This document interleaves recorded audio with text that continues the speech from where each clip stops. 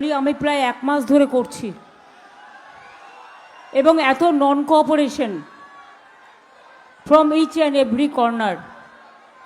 আজকেও রানওয়েতে আমাকে এয়ারপোর্টে আমি যখন ফিরছিলাম তখন আমাকে ইচ্ছা করে আধ ঘন্টা আটকে রাখলো। মিটিংয়ে এখানে এসে পৌঁছতেই পারতাম না। পুরো বিজেপি সব জায়গা কবজা করে রেখে দিয়েছে।